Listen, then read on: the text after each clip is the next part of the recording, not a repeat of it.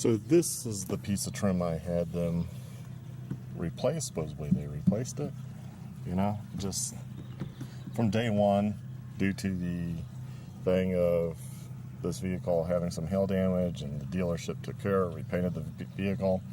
It just was one piece that I never really complained about. You know, sales guy was like, oh, we'll take care of it. I just never went back in. So that's taken care of. Phil Long did take care of that. No questions asked, as far as I know, unless they just put some RTV in there. But they claim they ordered a new piece, so that, you know, that was probably next to nothing. And it was under warranty, so not a big deal. So guys, as you can tell, outfit change. So day 3, I would have finished this up last night after I picked up the truck, but I had a stress headache dealing with the dealer. Phil Long has very poor customer service when it comes to telling you information.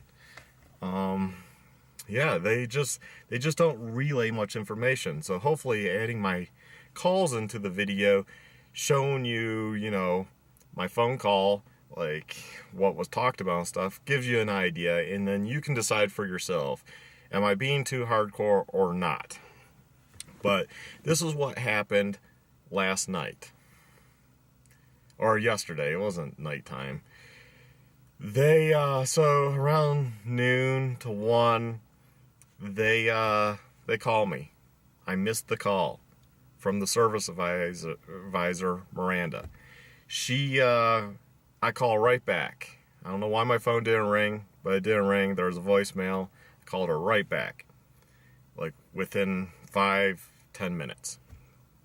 She picked right up, which was nice, because I was like, oh, getting a hold of her is probably going to be a pain in the butt. Because that's how it usually is at dealers. To actually get a hold of the service advisor takes an act of God. So, get a hold of her. She's like, yeah, your vehicle's ready, Mr. Odette. You can come down and pick it up. I'm like, well, I remember I need a shuttle. Oh, well, we can do that.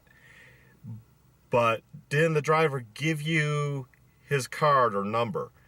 Yeah, he gave me a card. Okay, just call that. Oh, I gotta call them. Yes, sir. Okay. Which, you know, I'm thinking like, wow, shouldn't she just tell the guy like, hey, he needs a pickup for 2? I would think they would have a way that would be much easier, but apparently not. So I call the guy, have to leave a message. Brian, he's the shuttle driver. Awesome guy. No complaints there. He actually showed up pretty quick, and he actually returned my call. I had to leave a message, which I was afraid of, when's he going to check that, right? Because that's an unknown. And so I left a message. He did return pretty quickly, like within 20 minutes. And he was like, no problem. I said it was for 2, because my daughter, just so if he had to pick up somebody else, he knows how many, right? So nice enough to let him know. And he showed up pretty quick. We kind of just waited out here for him. He showed right up, had no problems finding the place, no issues. Takes me right back down there. And that's where it's kind of weird too. Like, he drops me off, but I don't really know the procedure at Phil Long. I don't know, do I go talk to Miranda? Who do I talk to get my vehicle? I have no idea. So of course I go stand in the garage area waiting for Miranda, because her door is mostly shut. Not all the way shut, but mostly shut. So I'm waiting for her, and waiting. People are just walking by me. No one asked, like, can I help you? I'm standing there with my daughter too. And of course, you know, one guy's pulling in a vehicle and stuff, and no one said, hey, we'll be right with you, or have you been helped? I stand there for quite a long time, and as people are walking by me, I mean, it'd be nice if somebody just say, hey, are you being helped? Nope. Eventually, a guy does come through the main dealership entrance into the service area and goes, hey, have you been helped? Finally. I'm like, no, sir. Like, you know, I've been waiting there. I'm like, he's like, oh, what do you need? I'm like, I'm just picking up a vehicle from Miranda. Give him my name, and he has to fumble around where the papers are. Yeah, it's not his office. And he gets it and stuff, and then I sign. And basically, they said they updated the radio and checked the connectors, and we'll see if that fixes the problem. Miranda claimed likelihood it usually doesn't. She was honest about that, so I give her that, because I figured that doesn't usually do much. So if it happens again, then they can go ahead and, I guess, replace something. And I guess they don't have to see it happen because it's so random, But if I complain about it again, they'll replace something. So we'll see. So at least it's noted now. It's in the file. So if this happens after warranty, obviously I have some something in the fight to be like, hey, it's happened, and now it happened again, and under goodwill. Usually Ford's pretty good about that. Now I don't know how the dealer is and the reps out here and all that. So don't know. In Michigan, they were pretty good about covering stuff like that out of goodwill from my past experience. At least Ford is. So we'll see. Although I do plan to get aftermarket radio and stuff down the road, so I don't know if that module really will be affecting a new system, a complete new system with navigation and everything. I then basically have the car. He leaves the office, like, let me go get it.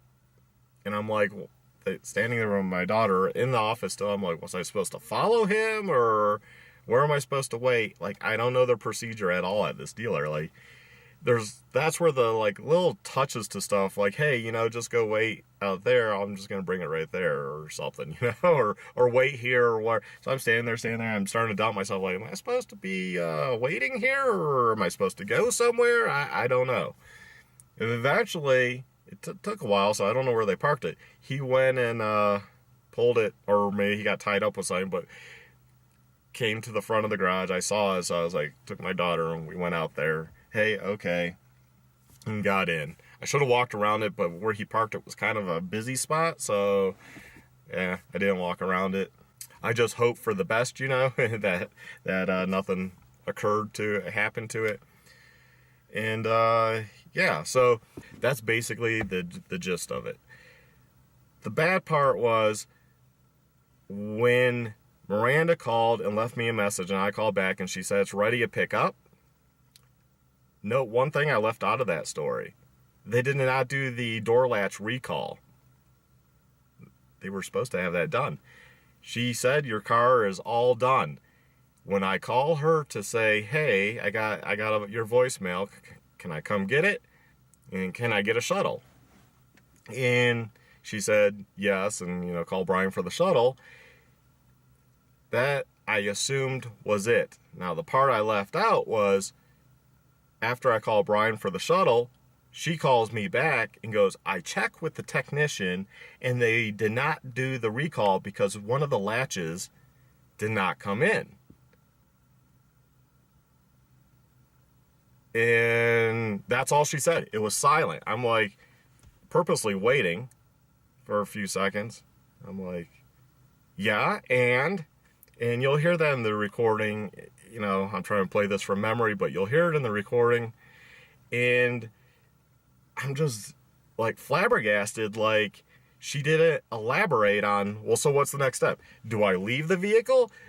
Am I still able to get it?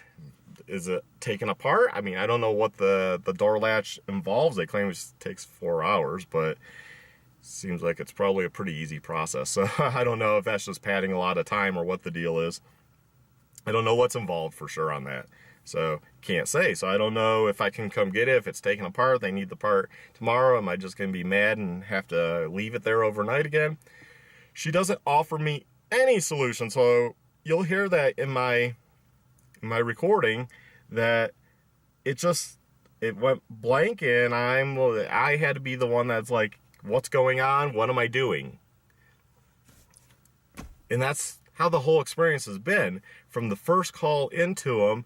And I will see if I have that recording and put that on, where there was a lot of just making the appointment. There wasn't like the girl, whoever was doing it, might have been her, whoever was doing it wasn't like using complete sentences or really conveying the time and what month are we on you're talking about. I mean, she just says, hey, the 27th. I'm like, this month? June? When? Okay, that one I can do on Tuesday. This This coming up Tuesday? So the 28th? 28th. Mm-hmm. And yeah, that shouldn't take that long, I would imagine. 'Cause you're just looking at it, right? So I can just wait. Right, we're just doing a diagnosis of it. Yeah, so that's fine. What time did you want to come in? When do you open? We open at 7. Oh, that's okay. I'll take my daughters. Oh no, she won't have school. Let's say, 8. Would that be good for you guys? I can do 8:15. Yeah, we'll do 8:15.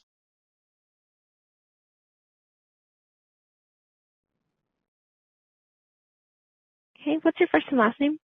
A good phone number for you. Okay, so I've got that one in there for 8:15 on Tuesday, and I've got the other one in there for the 27th as a night drop. 27th of June, right? Yes. Okay.